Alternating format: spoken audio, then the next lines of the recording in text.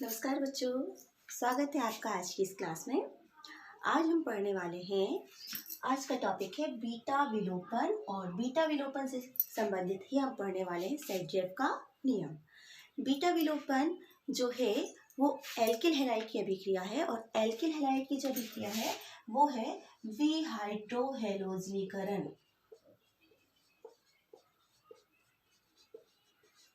विहाइड्रोहैलोजनीकरण ये अभिक्रिया किसकी है? एल्किल हैलाइड की, जिसके अंतर्गत हम पढ़ते हैं बीटा विलोपन और बीटा विलोपन से ही संबंधित हमारा जो टॉपिक है सेट-जेफ का नियम, जो कि पूछा जाता है। तो क्वेश्चंस अलग अलग बन सकते हैं। यहाँ पर देखिए, एक तो मैंने हेडिंग डाल के रखी है सेट-जेफ नियम, तो अपना एक क्वेश्चन क्या बनेगा आप नोट कर लें, सेट-जेफ नियम क्या है। ठीक है। सेकंड, इसी के बाद मैंने लिखा है बीटा विलोपन, तो सेकंड क्वेश्चन आप ये भी नोट कर लें कि बीटा विलोपन क्या है और बीटा विलोपन वास्तव में किससे संबंधित है। जब हम एल्किल हैलाइड की रासायनिक अभिक्रियाएं पढ़ते हैं तो वहां पर हमें एक टॉपिक मिलता है विहाइड्रोहैलोजनीकरण। तो एक और क्वेश्चन आप नोट कर सकते हैं, बना लें विहाइड्रोहैलोजनीकरण क्या है। ठीक है, तो तीनों ही एक दूसरे से संबंधित है, तीनों ही एक ही प्रकार के, एक ही अभिक्रिया है जिसमें हम सारी चीज़ों को एक साथ देखेंगे। ठीक है, तो तीनों क्वेश्चन आपने नोट कर लिए होंगे और अब हम पढ़ते हैं हमारा जो टॉपिक है, शुरुआत हम करेंगे यहीं से विहाइड्रोहैलोजनीकरण। ठीक है, तो विहाइड्रोहैलोजनीकरण है क्या, थोड़ा सा आप इसके बारे में नोट कर लें। एक रिएक्शन लिख देती हूँ मैं पहले। यहाँ पर कहा जाता है कि जब किसी एल्किल हैलाइड की अभिक्रिया, एल्किल हैलाइड की अभिक्रिया एल्कोहलिक पोटेशियम हाइड्रोक्साइड से होती है, एल्कोहलिक पोटेशियम हाइड्रोक्साइड से होती है, तो यहाँ एल्कीन बनते हैं। अभिक्रिया में क्या बनते हैं? एल्कीन बनते हैं। एक सिंपली रिएक्शन मैंने लिखी कि हम क्या पढ़ने वाले हैं, एक रिएक्शन है जिसमें एल्किल हैलाइड की अभिक्रिया पोटेशियम हाइड्रोक्साइड से हो रही है। अब पोटेशियम हाइड्रोक्साइड भी हमने कैसे लिया है? एल्कोहली। यहाँ पर हम लिखते हैं AlCO, इसका मतलब हो जाता है विलयन हमारा कैसा है? एल्कोहली विलयन है। बहुत जरूरी है इस अभिक्रिया में ये लिखना कि विलयन हमारा एल्कोहल में बना हुआ है। ठीक है, तभी ये अभिक्रिया होती है, नहीं तो यहाँ पर विलोपन की जगह प्रतिस्थापन हो जाता है। ठीक है, जैसे हमारे यहाँ शब्द है विलोपन अभिक्रिया, तो पहले थोड़ा सा हम विलोपन भी देख लें कि होता क्या है। इस अभिक्रिया को अगर हम देखें, अब अगर मैं लेती हूँ alkyl halide, alkyl halide means यहाँ पर हम ले रहे हैं एग्जाम्पल में RCH2, आर की जगह हम डायरेक्ट एग्जाम्पल लेते हैं CH2 CH3, यहाँ पे ये CH3 CH2X, ये हैलोजन। ठीक है, यहाँ पर जब इसकी अभिक्रिया हम किससे कर रहे हैं? एल्कोहली पोटेशियम हाइड्रोक्साइड KOH, अभिक्रिया एल्कोहली विलयन में हो रही है। आप एरो के ऊपर भी लिख सकते हैं एल्कोहल। जब एल्किल हैलाइड की अभिक्रिया एल्कोहली पोटेशियम हाइड्रोक्साइड से होती है तो इस अभिक्रिया में एल्कीन बनता है। अब जो एल्कीन बनता है वो कैसे बनता है? तो यहाँ पर कहा जाता है ये जो हैलोजन है, जिस कार्बन से हैलोजन जुड़ा है उसे हम कहते हैं अल्फा कार्बन, और जिस अल्फा कार्बन के बाद वाला जो कार्बन है उसे हम क्या कहते हैं? Beta carbon. ठीक है, ये भी ध्यान रखेंगे क्योंकि यहाँ पर शब्द बीटा विलोपन आ रहा है, तो बीटा विलोपन कहाँ से आ रहा है? कहीं ना कहीं यहाँ संबंधित होगा, है ना। तो अल्फा कार्बन बीटा कार्बन, तो जब भी हम कोई क्रियात्मक समूह की बात करते हैं तो क्रियात्मक समूह जिस कार्बन से जुड़ा होता है उसे हम क्या कहते हैं? अल्फा कार्बन कहते हैं। जैसे कि हैलोजन इस कार्बन से जुड़ा है, ये हमारा क्या हुआ? अल्फा कार्बन, और अल्फा कार्बन के बाद वाला जो कार्बन है वो बीटा कार्बन, इससे आगे जो कार्बन होता है वो gamma carbon. Alpha beta gamma series चलती है। ठीक है, तो यहाँ पर कहा जाता है इस अभिक्रिया में विलोपन होने वाला है। किसका विलोपन होता है? तो यहाँ कहा जाता है अल्फा कार्बन से हैलोजन, है ना, अल्फा कार्बन से हैलोजन और बीटा कार्बन से हाइड्रोजन का विलोपन होता है। इसको इस तरीके से भी लिख सकते, पहले एक सिंपल सी रिएक्शन हम बना लें। इस रिएक्शन को यहाँ पर हैलोजन और जो हाइड्रोजन है उसका विलोपन होगा, मतलब X भी निकलने वाला है और हाइड्रोजन भी निकलने वाला है, और जब X और हाइड्रोजन निकल जाएगा तो इन दोनों के बीच में आ जाएगा द्विबंध CH2 डबल बॉन्ड CH2, मतलब क्या बन गया? एल्कीन बन गया। तो इस अभिक्रिया को हम क्या कहते हैं? विहाइड्रोहेलोजनीकरण। क्यों कहते हैं? क्योंकि यहाँ पर देखो किस किस का विलोपन हुआ, हाइड्रो मतलब हाइड्रोजन का विलोपन होता है, हेलोजनीकरण हेलोजन का विलोपन, वी शब्द, वी मतलब निकलना है ना, तो विलोपन होना, वी मीन्स विलोपन होना, किसका विलोपन हो रहा है, हेलोजन का और हाइड्रोजन का विलोपन हो रहा है, इसलिए हम इसको कह रहे हैं विहाइड्रोहेलोजनीकरण। और अभिक्रिया में क्या बनते हैं, एल्कीन। ठीक है, तो ये तो हुआ विहाइड्रोहेलोजनीकरण। इसे हम एक और रिएक्शन में अगर देखें, जैसे मैंने लिखा CH3CH2CH2, ये एक रिएक्शन और है। अब ये हेलोजन की जगह जैसे मैंने यहाँ पे जोड़ा क्लोरीन, और ये जो 2 हाइड्रोजन है उसमें से एक हाइड्रोजन को मैंने यहाँ नीचे लिख दिया ये, ठीक है, प्लस अभिक्रिया हो रही है potassium hydroxide, alcoholic potassium hydroxide, यहाँ पर हम LCO लिख सकते हैं, एल्कोहल। जब यह अभिक्रिया होती है तो इस अभिक्रिया में होता क्या है, ये वाला कार्बन अल्फा और ये वाला कार्बन बीटा, अल्फा कार्बन से हेलोजन जो हमने क्लोरीन लिया है इसका विलोपन होगा, और यहाँ पर बीटा कार्बन से हाइड्रोजन, मीन्स ये दोनों का विलोपन होने वाला है, और यहाँ पर जाके ये एक इलेक्ट्रॉन यहाँ और एक इलेक्ट्रॉन यहाँ क्या बना लेंगे, double bond, CH3CH double bond CH2। ये ऊपर जो बना था उसका नाम क्या था, एथीन, और ये क्या बना, प्रोपीन। ठीक है, अब इस अभिक्रिया में जो हाइड्रोजन और क्लोरीन का विलोपन होता है, या हेलोजन और हाइड्रोजन का जो विलोपन होता है, वो पोटेशियम हाइड्रोक्साइड से रिएक्शन करके जो हेलोजन है वो बना लेता है KCl, और प्लस हमको मिलता है H2O। यहाँ पर भी ये जो KX है तो वो क्या बना लेगा, यहाँ पे प्लस KX, और प्लस क्या बन जाएगा, H2O। तो ये हुआ विहाइड्रोहेलोजनीकरण। ठीक है, एक बार विहाइड्रोहेलोजनीकरण के बारे में हम और लिख लें। यहाँ पर क्या कहा जाता है, जब किसी एल्किल हैलाइड की अभिक्रिया एल्कोहली विलयन में उपस्थित पोटेशियम हाइड्रोक्साइड से होती है तो अभिक्रिया में एल्कीन बनते हैं। क्या बनते हैं, एल्कीन बनते हैं। और क्योंकि इस अभिक्रिया में हाइड्रोजन व हेलोजन का विलोपन होता है, हाइड्रोजन और हेलोजन का विलोपन होता है, इसलिए इसे हम क्या कहते हैं, विहाइड्रोहेलोजनीकरण। ठीक है, तो ये आपका क्लियर हुआ, विहाइड्रोहेलोजनीकरण। अब यहाँ बात करते हैं हम बीटा विलोपन क्यों कहते हैं इसे, अब इसके बारे में भी लिख लीजिए। तो यहाँ पर कहा जाता है कि जो बीटा कार्बन है, बीटा कार्बन से यहाँ पे हाइड्रोजन का विलोपन होता है, इसलिए इसे बीटा विलोपन कहते हैं। ठीक है, क्योंकि आप लिख सकते हैं इस अभिक्रिया में हाइड्रोजन का विलोपन बीटा कार्बन से होता है, इसलिए इसे बीटा विलोपन कहा जाता है। ठीक है, तो ये इसी से संबंधित हो गया बीटा विलोपन। अब सेडजेफ नियम, तीसरा हमारा पॉइंट क्या था, इसी से संबंधित हमने क्या कहा, सेडजेफ नियम। सेडजेफ नियम क्या है उसके लिए हम हेडिंग डाल लेते हैं, आप डाल लीजिए इसी से संबंधित।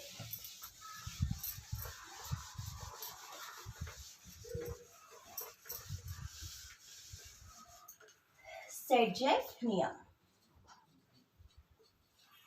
ये कई बार अलग से पूछा जाता है, कुछ अभिक्रियाएं आती हैं कि इसको पूर्ण कीजिए, तब इस नियम का हम पालन देखते हैं किस प्रकार से करते हैं। सेडजेफ नियम। अब यहाँ पर हमने क्या कहा कि विहाइड्रोहेलोजनीकरण में जो हाइड्रोजन है वो बीटा कार्बन से निकलता है, जिसे हमने क्या कहा, बीटा विलोपन। अब यहाँ पर बीटा विलोपन के लिए कहा गया यदि किसी एल्किल हैलाइड में एक से ज्यादा बीटा हाइड्रोजन हो। जैसे अगर मैं एग्जाम्पल लेती हूँ, यहाँ पे CH3 CH2 CH Cl CH3, देखिए ये एक यौगिक है, एल्किल हैलाइड है ना। एल्किल हैलाइड अगर हम इसका नाम लिखना चाहें तो हम क्या लिखेंगे, 1 2 3 4, मतलब 2 नंबर पे क्लोरो, 2 क्लोरो, और फिर यहाँ पे क्या जाएगा, 2 क्लोरो के बाद ब्यूटेन, 2 क्लोरो ब्यूटेन।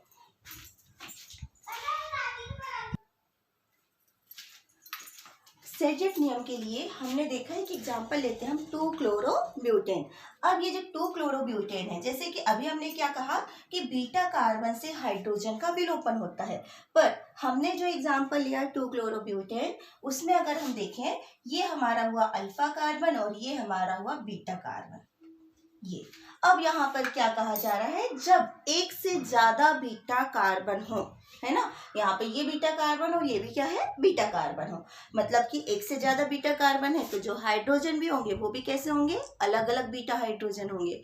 तो जो सेडजेफ नियम है वो वहां उस एल्किल हैलाइड के लिए दिया गया जिसमें बीटा हाइड्रोजन अलग अलग होते हैं, बीटा हाइड्रोजन एक से ज्यादा प्रकार के होते हैं, उसके लिए सेडजेफ नियम दिया गया था। जैसे यहाँ पर हमने देखा था इस एग्जाम्पल में केवल क्या था, एक ही बीटा कार्बन था, तो एक ही प्रकार के बीटा हाइड्रोजन थे, है ना। अब हमारी जो दूसरी रिएक्शन है उसे अगर हम देखें,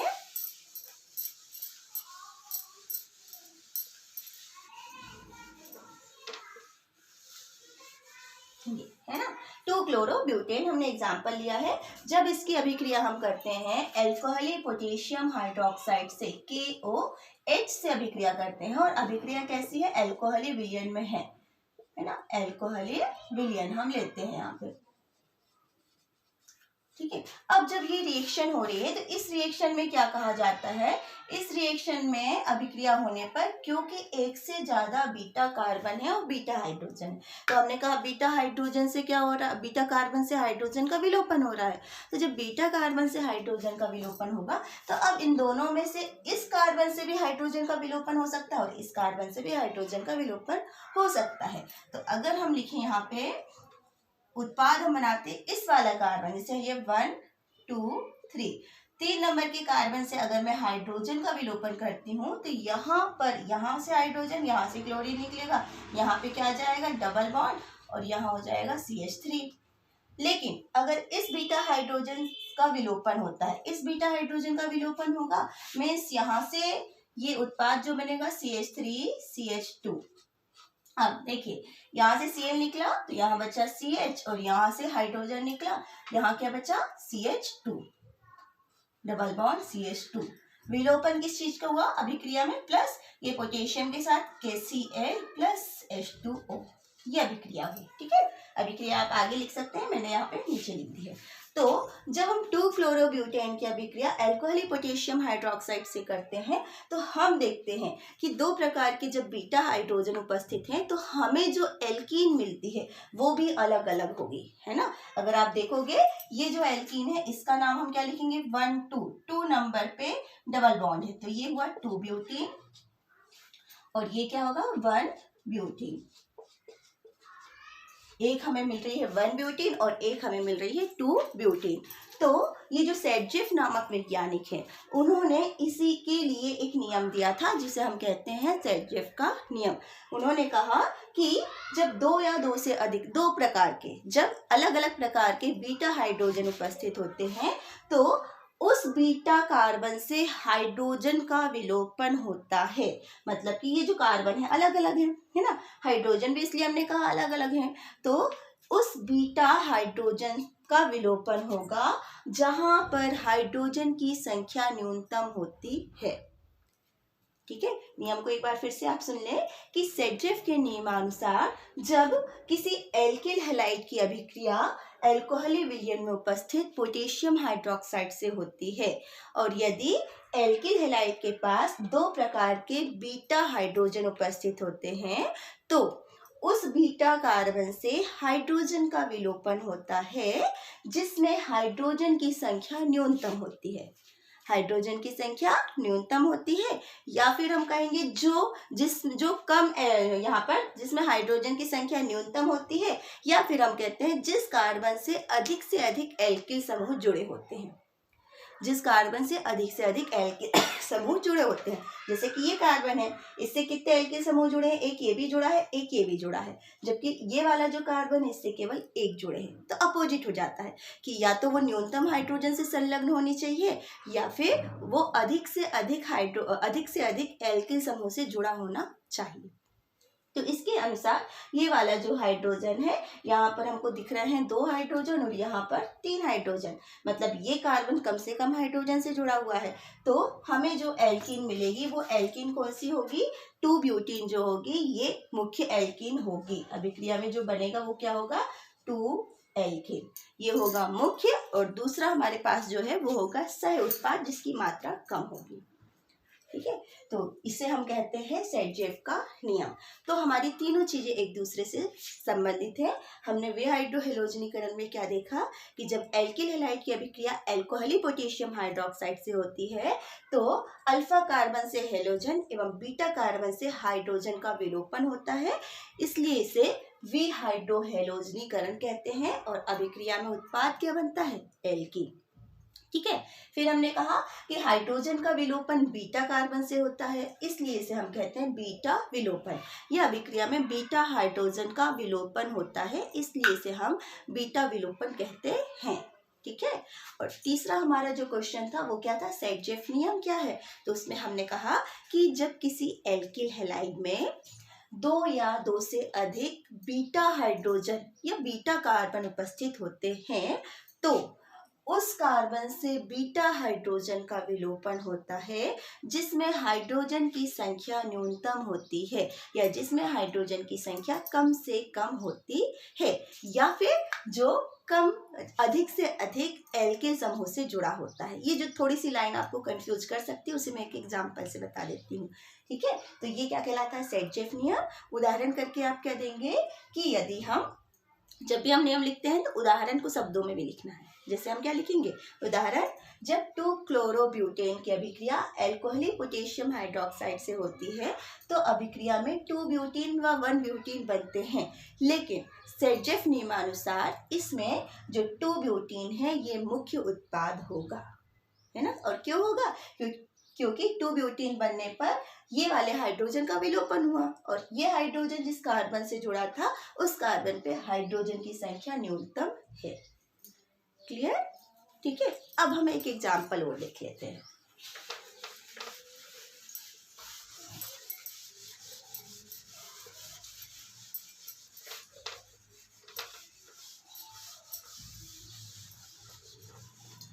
एक एग्जांपल हम लेते हैं CH3 CH2 C CH3 CH3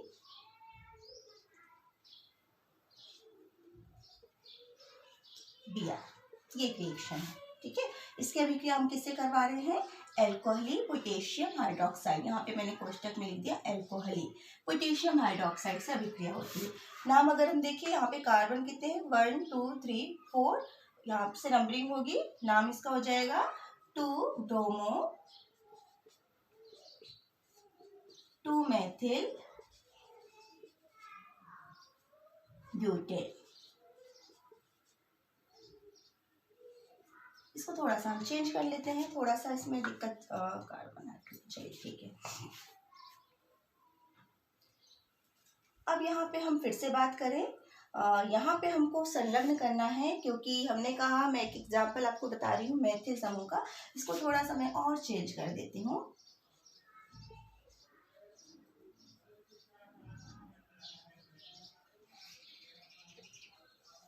थोड़ा सा एग्जांपल हम डिफिकल्ट बना रहे हैं ताकि आप लोग जो आपकी बुक्स के क्वेश्चन हैं उनको सॉल्व कर सकें।